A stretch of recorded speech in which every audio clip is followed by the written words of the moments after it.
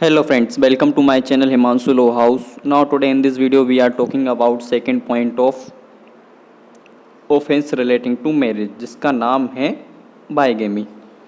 तो फ्रेंड्स हमने पिछली वीडियो में ऑफेंस रिलेटिंग टू मैरिज के सेक्शन 493 एंड सेक्शन 496 के बारे में समझा था जो मॉक मैरिज की बात करता है, जिसकी लिंक वीडियो के डिस्क्रिप्शन में दी गई है। इसमें आज हम ऑफेंस रिलेटिंग टू मैरिज के सेकंड पॉइंट बाइगेमी के बारे में डिस्कस करेंगे, जो सेक्शन 494 एंड सेक्शन 495 में डिफाइन किया गया है। तो फ्रेंड्स, वीडियो स्टार्ट होने से पहले वीडियो के डिस्क्रिप्शन में दिए गए लिंक पर जाकर चैनल को सब्सक्राइब कर लें ताकि लॉ से रिलेटेड और इम्पोर्टेंट सेक्शन के बारे में जान सकें। तो फ्रेंड्स, हम वीडियो स्टार्ट करते हैं। नाउ फ्रेंड्स, बाइगेमी आईपीसी के सेक्शन 494 एंड सेक्शन 495 में डिफाइन किया गया है, जिसका मतलब होता है द्विविवाह। पहले तो जाने बाइगेमी का मतलब होता क्या है। Second marriage during the subsistence of the first marriage is illegal in India. हम जानते हैं, every one know that, first marriage के होते हुए कोई इंसान सेकेंड मैरिज करता है तो वो इंडिया में इलीगल माना जाता है। And the relationship arising from the same does not have any validity, और इसकी कोई वैलिडिटी भी नहीं होती है। Bigamy become an offence, it is so important. Bigamy becomes an offence only if the husband और वाइफ इज़ अलाइव। बाइगेमी तब offence बन जाता है यदि हस्बैंड या वाइफ जिंदा है तो। It is an offence even if it is performed with the consent of the first wife. यदि कोई पर्सन वाइफ की कंसेंट के साथ उस एक्ट को परफॉर्म करता है, या मतलब मैरिज करता है, वो तब भी ऑफेंस माना जाएगा। तो फ्रेंड्स, हम इसको एग्जांपल के तहत समझते हैं। ये ए पर्सन है, ये बी पर्सन है और ये सी पर्सन है। ए और बी हस्बैंड वाइफ हैं। यदि ए बी के ज़िंदा होते हुए बी की कंसेंट से सी से शादी करता है, मतलब बी ने बोल दिया ए से कि ठीक है तुम सी से शादी कर लो, और ए सी से शादी कर लेता है बी के ज़िंदा होते हुए बी की कंसेंट से, तो ए पर्सन बाइगेमी की कैटेगरी में आ जाएगा और उसे सेक्शन 494 एंड सेक्शन 495 के तहत पनिश किया जाएगा। और एक इम्पोर्टेंट बात है, B should be alive. B का जिंदा होना ज़रूरी है। अगर बी जिंदा नहीं है तो ए बाइगेमी की कैटेगरी में नहीं आएगा। देन नाउ फ्रेंड्स, हम सेक्शन 494 को समझते हैं। सेक्शन 494 कहता है marrying again during life time of husband और वाइफ। मतलब जो पिछली वीडियो में समझा, कोई ए पर्सन है, ये बी पर्सन है और ये सी पर्सन है। ए और बी हस्बैंड वाइफ हैं और सी कोई अदर पर्सन है। ए बी के जिंदा होते हुए बी की कंसेंट से या बी को बताकर सी से शादी करता है, तो ए ने कौन सा ऑफेंस किया है? ए ने सेक्शन 494 के अंदर बाइगेमी का ऑफेंस किया है और उसे सेक्शन 494 के तहत पनिश किया जाएगा। और यदि लड़का और लड़की फर्स्ट मैरिज के स्पाउस को बताकर शादी कर रहे हैं, या होने वाली स्पाउस को बताकर शादी कर रहे हैं कि ये हमारी दूसरी शादी है, तो लड़का लड़की को भी सेक्शन 494 के तहत पनिश किया जाएगा। और इसमें पनिशमेंट क्या होगी? Shall be punished with imprisonment of either description for a term which may extend to 7 year और shall also liable to fine. मतलब उन्हें 7 साल की सज़ा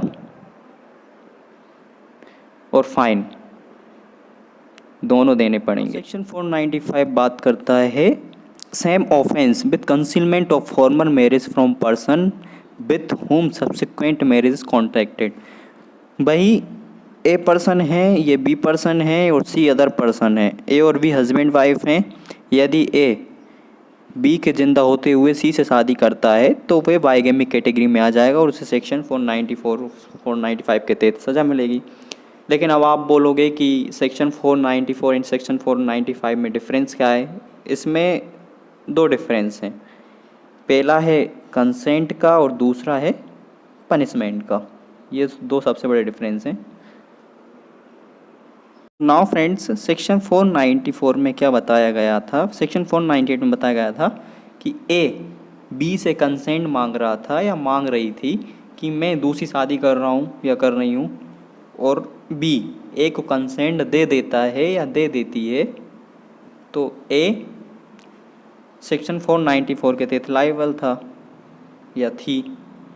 और सेक्शन 495 में बताया गया है कि जो ए पर्सन है और बी पर्सन है, हस्बैंड वाइफ हैं, ए बी के ज़िंदा होते हुए बी की बिना कंसेंट से, बी कंसेंट नहीं दे रही है यहाँ पर, बी की बिना कंसेंट से सीधे सी से शादी कर रहा है, मतलब ए बी को भी धोखे में रख रहा है और सी को भी धोखे में रख रहा है।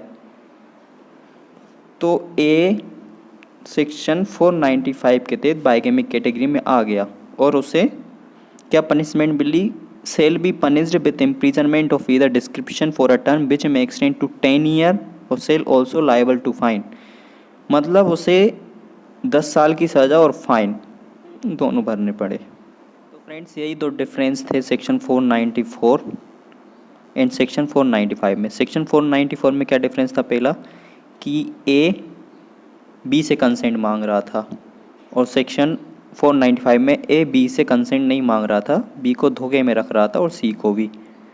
और सेकंड पॉइंट था पनिशमेंट का, सेक्शन 494 में 7 साल की पनिशमेंट प्लस फाइन था और सेक्शन 495 में 10 साल की सज़ा प्लस फाइन था। तो फ्रेंड्स हम इसमें समझेंगे बाइगेमी का कॉन्सेप्ट कहाँ कहाँ अप्लाई होता है। Bigamy is only offence in IPC, bigamy IPC में एक अकेला ऐसा ऑफेंस है जो यहाँ पर हिंदू के ऊपर अलग बाइगेमी का कॉन्सेप्ट अप्लाई होता है और मुस्लिम पर अलग बाइगेमी का कॉन्सेप्ट अप्लाई होता है। तो पहले हम समझेंगे बाइगेमी फॉर हिंदू।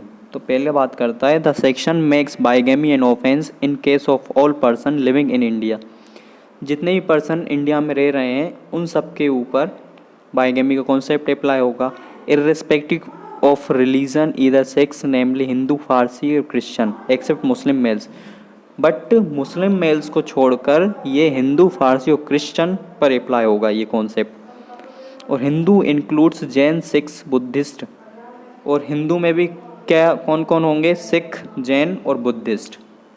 दस bigamy between two Hindu will be void, तो बाइगेमी दो हिंदुओं के बीच कब बॉयड होगी, पहला the marriage is solemnised after the commitment of the Hindu marriage act, यदि पहली शादी हिंदू मैरिज एक्ट के तहत की गई हो, और second one is at the date of such marriage either party had spouse living, और दूसरी शादी जब हो रही है उस टाइम जो स्पाउस है जिससे पहली शादी हुई है उसका जिंदा होना ज़रूरी है, वो जिंदा होना चाहिए, तभी बाइगेमी दो हिंदुओं के बीच वॉइड होगी। According to Hindu marriage act person should not to do second marriage if happened, then according to section 11 of this act will declare it as void. किसी पर्सन को फर्स्ट मैरिज के होते हुए सेकेंड मैरिज नहीं करनी चाहिए, अगर वह सेकेंड मैरिज कर लेता है तो section 11 of Hindu marriage act के तहत वह दूसरी शादी ऑटोमेटिक डिक्लेयर्ड वॉइड हो जाएगी। According to 17 of this act, one who is doing bigamy and will get punishment according to section 495 of IPC। अगर कोई person section 17 of Hindu marriage act के तहत बाइगेमी कर रहा है तो उसे सेक्शन 495 ऑफ आईपीसी के तहत पनिशमेंट दी जाएगी। नाउ फ्रेंड्स, बाइगेमी का कॉन्सेप्ट मुस्लिम लॉ पर कब अप्लाई होगा? According to Muslim law it permits polygamy for males, Muslims के लिए पॉलीगेमी परमिट्स करता है, instead on monogamy for females, but females के लिए मोनोगेमी इंस्टेड होगा यहाँ पर। A Muslim male marrying fifth wife during the continuance of fourth female marriage, मतलब कोई जो मुस्लिम मेल है उसने कंटिन्यू 4 शादी करने के बाद 5वीं शादी करता है कोई मुस्लिम फीमेल से, तो वे बाइगेमी की कैटेगरी में आ जाएगा। और यदि Muslim wife marrying during the subsistence of any earlier marriage and are punishable under IPC of section 494 and 495, मतलब कोई मुस्लिम फीमेल है उसने अगर फर्स्ट मैरिज के होते हुए सेकंड मैरिज कर लिए है तो उसे आईपीसी सेक्शन 495 एंड 494 के तहत पनिशमेंट दी जाएगी और वे बाइगेमी कैटेगरी में आ जाएगी। तो फ्रेंड्स, एक केस लो था S Radhika Samina Andhra Pradesh high court से था। If a Muslim man marriage under special marriage act 1954 he would be guilty of bigamy under section 494 and 495 of IPC if he enters into another marriage under Muslim law।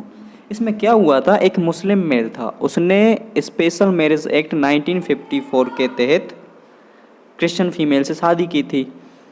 तो उसके जिंदा होते हुए मुस्लिम mail ने किसी मुस्लिम female से शादी कर ली, तो जो मुस्लिम फीमेल से शादी की थी वो ऑटोमेटिक डिक्लेयर वॉइड हो गई और बाइगेमी के सेक्शन 495 एंड सेक्शन 494 के तहत उसे पनिशमेंट किया गया और उसे पनिश मिला। तो ये था इस केस में।